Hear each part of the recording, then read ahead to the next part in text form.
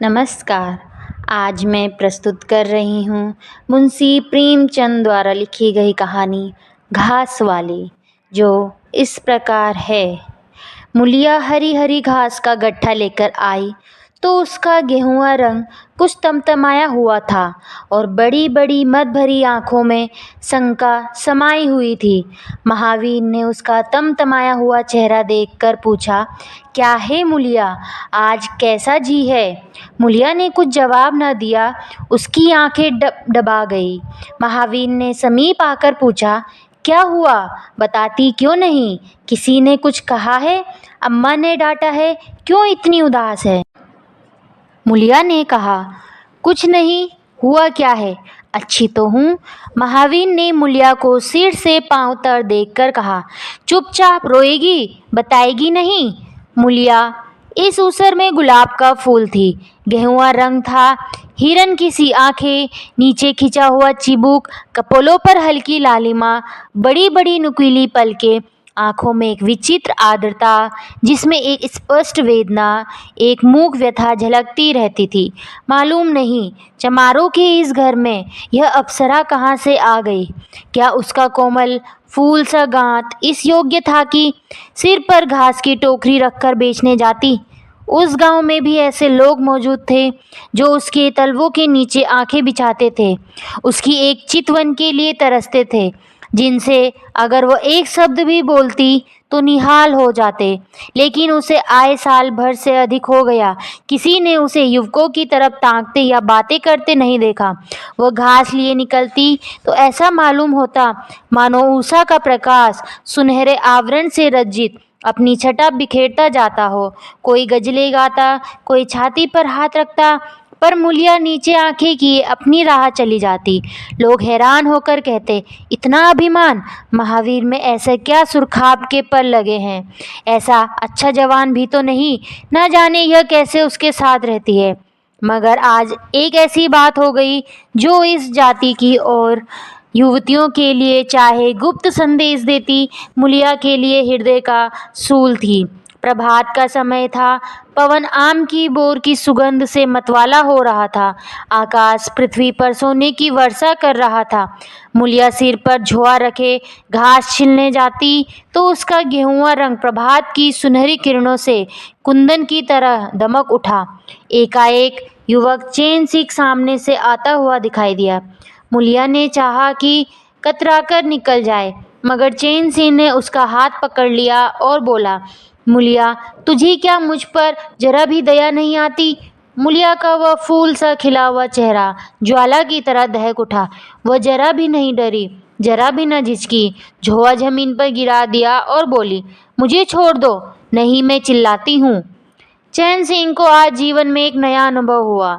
नीची जातों में रूप माधुर्य का इसके सिवा और काम ही क्या है कि वह ऊंची जाति वालों का खिलौना बने।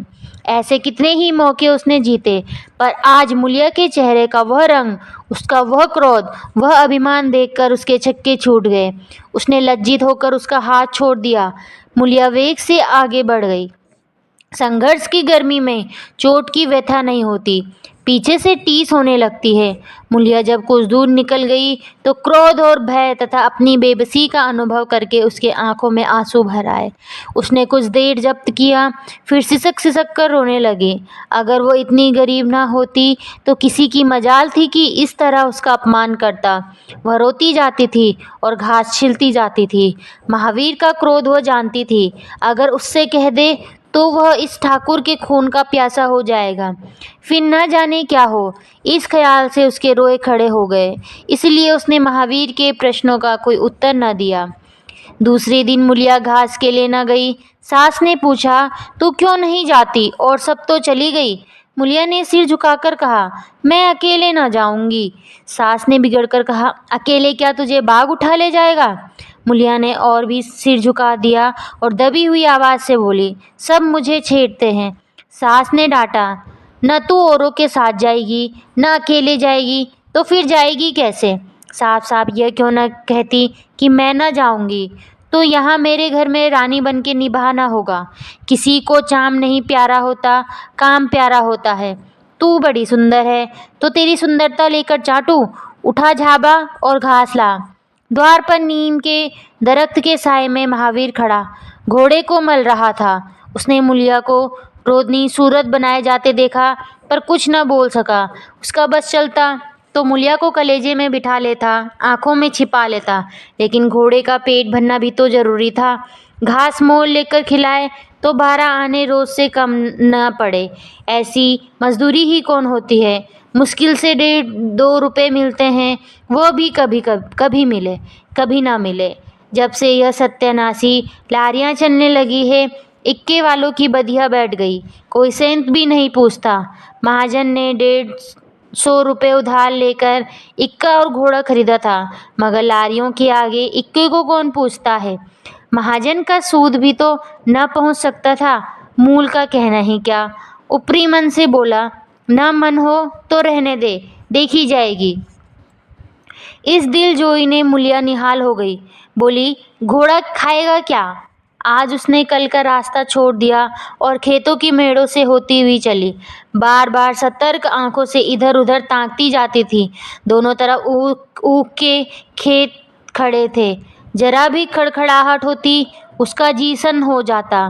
कहीं कोई ऊख में छिपा ना बैठा हो। मगर कोई नई बात ना हुई। ऊख के खेत निकल गए, आमों का बाग निकल गया, सींचे हुए खेत नजर आने लगे। दूर के कुएं पर पुर चला रहा था।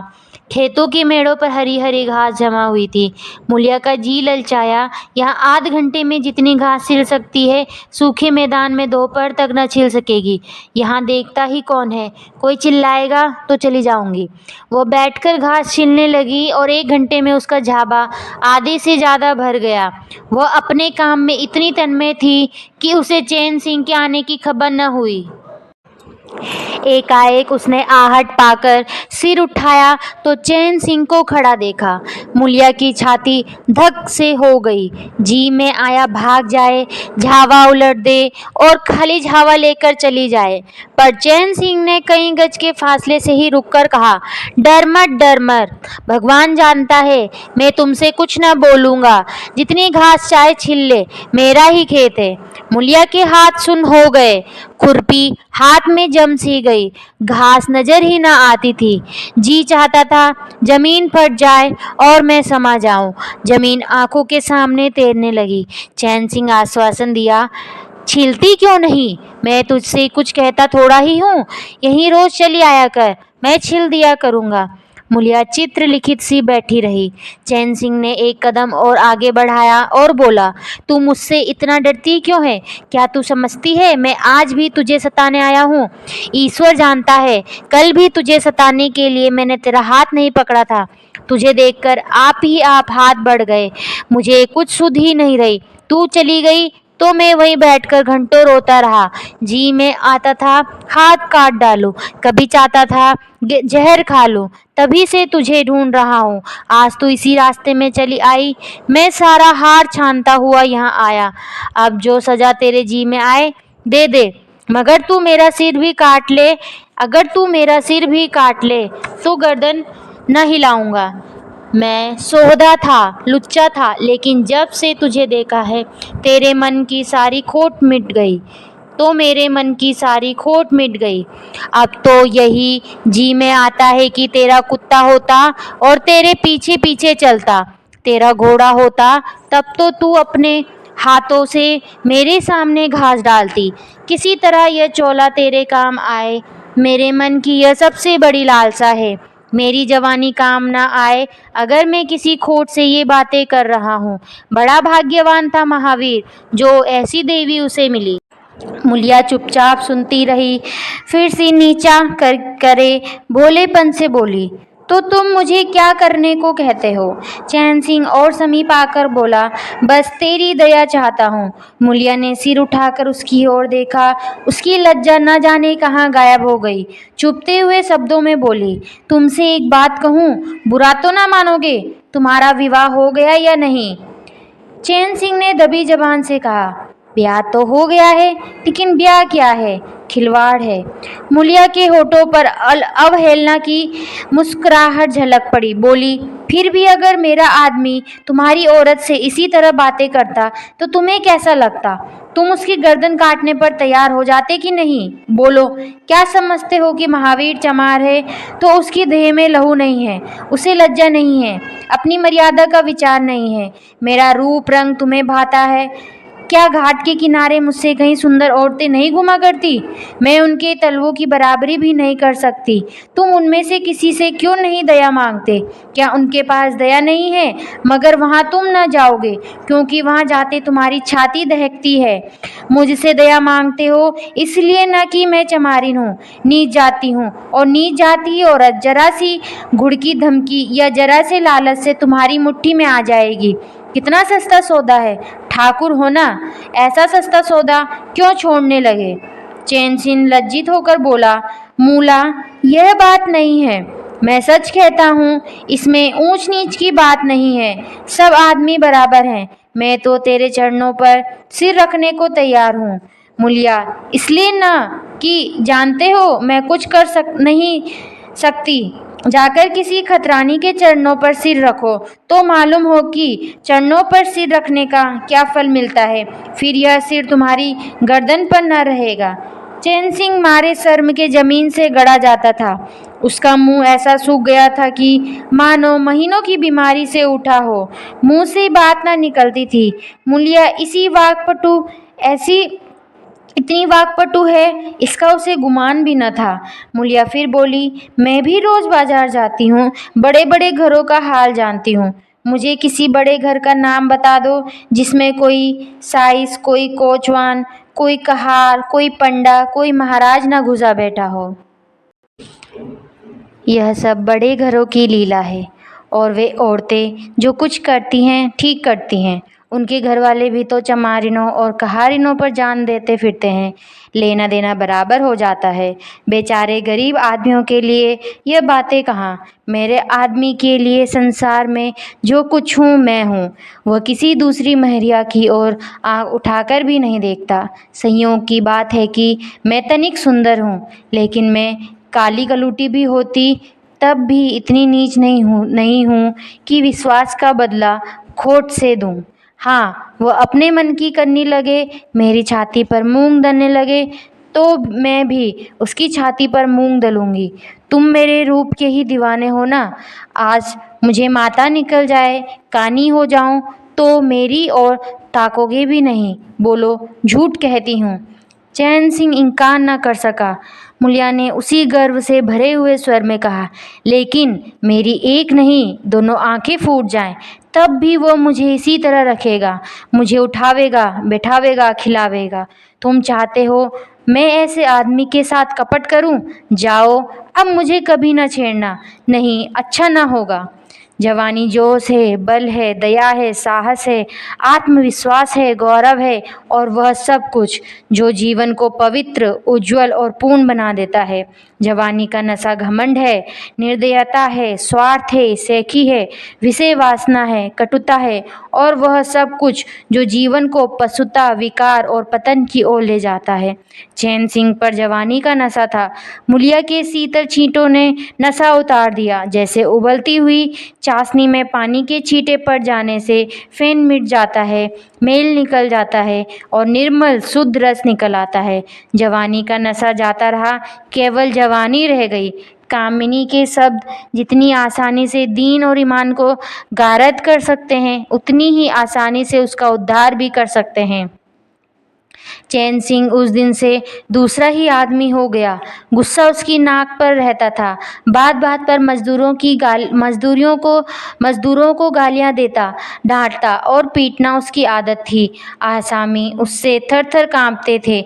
मजदूर उसे आता देखकर अपने काम में चुस्त हो जाते थे, पर ज्यों ही उसने इधर पीठ फेरी और उन्होंने चिलम पीना शुरू किया, सब दिल में उससे जलते थे, उसे गालियां देते थे।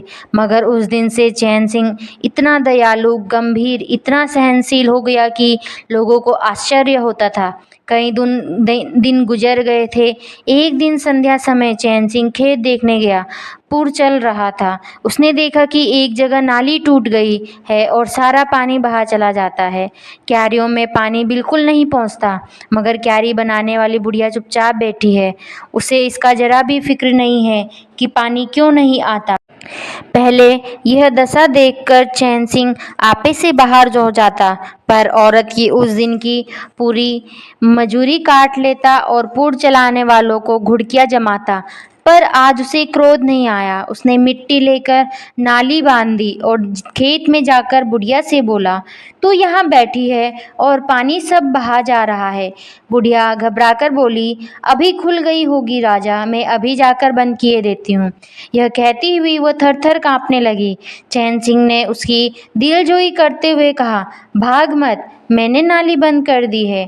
बुढ़ऊ कई दिन से नहीं दिखाई दिए, कहीं काम पर जाते हैं कि नहीं? बुढ़िया गदगद होकर बोली, आजकल तो खाली ही बैठे हैं भैया, यही काम नहीं लगता।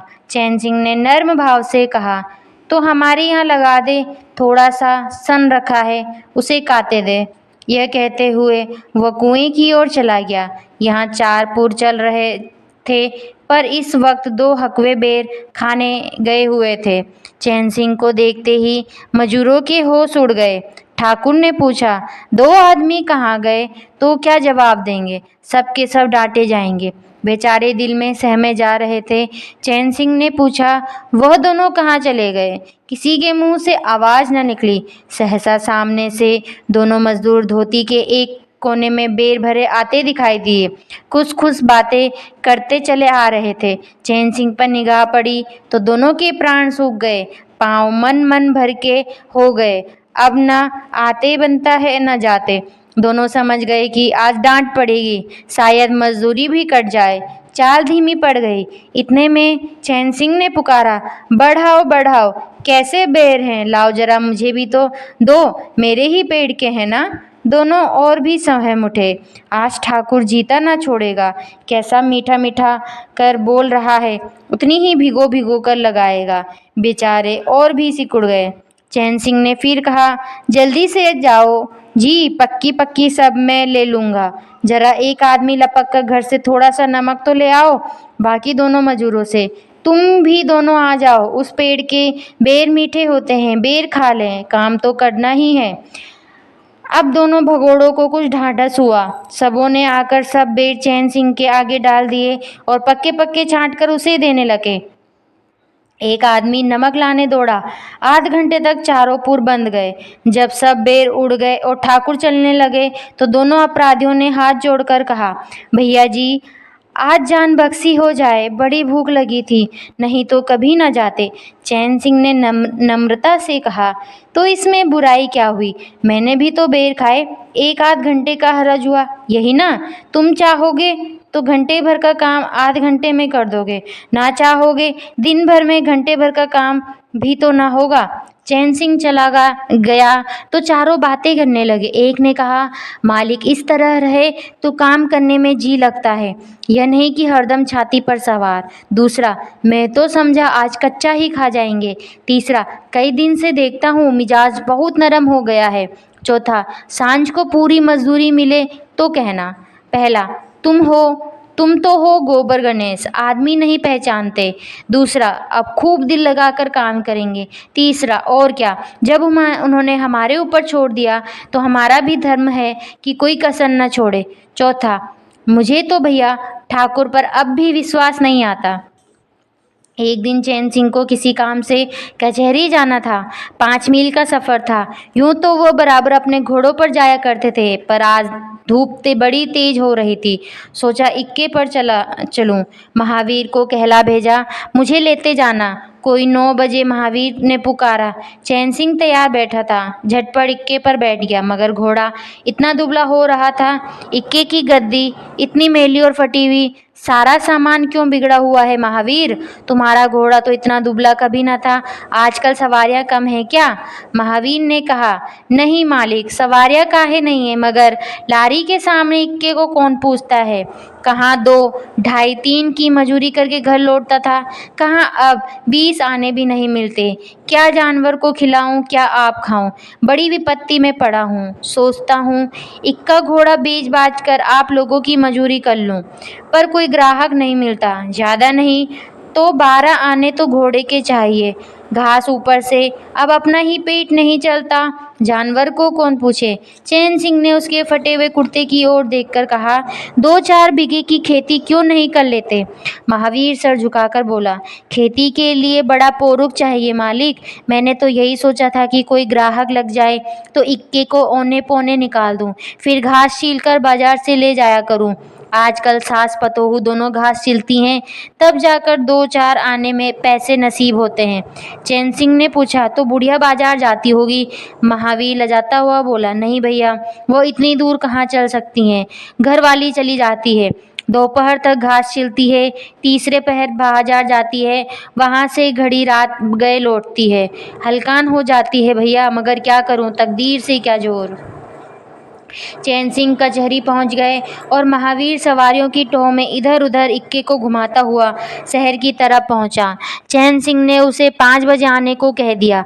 कोई 4 बजे चैन सिंह कचहरी से फुर्सत पाकर बाहर निकले। हाथे में पान की दुकान थी। जरा और आगे बढ़कर एक घना बरगद का पेड़ था। उसकी छांव में 20 ही तांगे इक्के फिटने खड़ी थी। घोड़े खोल दिए गए थे। वकीलों, मुख्तारों और अफसरों की सवारियां यहीं खड़ी रहती थी। चैन सिंह ने पानी पिया, पान खाया और सोचने लगा, कोई लारी मिल जाए तो जरा शहर चला जाऊं, कि उसकी निगाह एक घास वाली पर गई। सिर पर घास का झाबा रखे साइसों से मोल भाव कर रही थी। चैन सिंह का हृदय उछल पड़ा। यह तो मुलिया है। बनी ठनी एक गुलाबी साड़ी पहने कोचवानों से मोल तोल कर रही थी। कई कोचवान जमा हो गए थे। कोई उससे दिल लगी करता, कोई घूरता था, कोई हंसता था। एक काले कर लूटे कोचवान ने कहा, मूला, घास तो अधिक से अधिक 6 आने की है।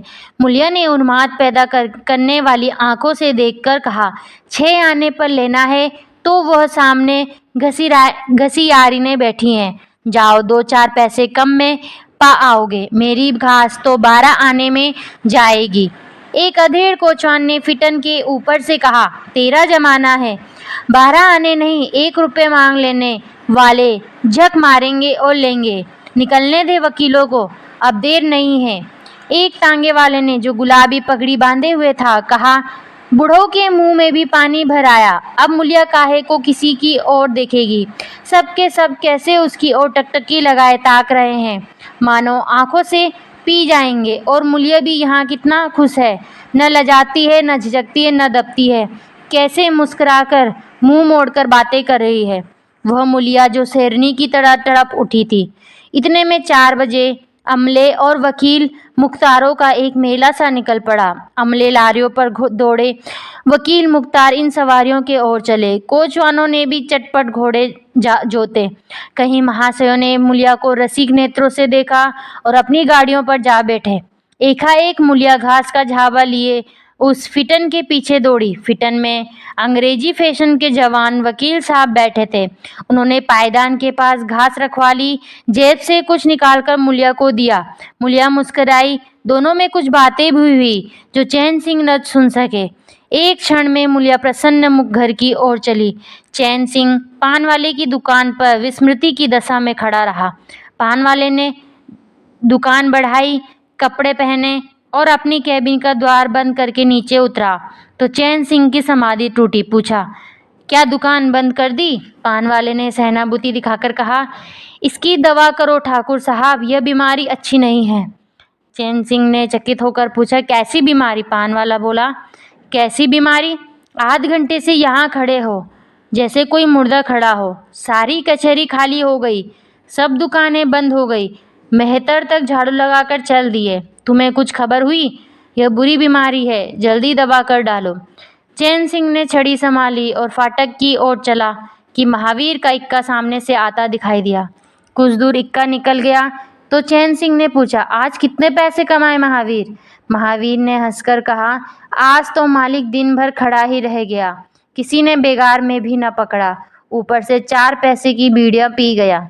चैन सिंह ने जरा देर के बाद कहा, मेरी एक सलाह है, तुम मुझसे 1 रुपया रोज लिया करो, बस जब मैं बुलाऊं तो इक्का लेकर चले आया करो, तब तो तुम्हारी घरवाली को घास लेकर बाजार ना आना पड़ेगा। बोलो मंजूर है? महावीर ने सजल आंखों से देखकर कहा, मालिक आप ही का तो हूँ, आप ही का तो खाता हूँ, आपकी प्रजा हूँ, जब मर्जी हो पकड़वा मंगवाइए, आपसे रुपए। चैन सिंह ने बात काटकर कहा, नहीं, मैं तुमसे बेगान नहीं लेना चाहता, तुम मुझसे 1 रुपया रोज ले जाया करो, घास लेकर घरवाली को बाजार मत भेजा करो, तुम्हारी आबरू मेरी आबरू है, और भी रुपए पैसे का जब काम लगे बेखटके चले आया करो।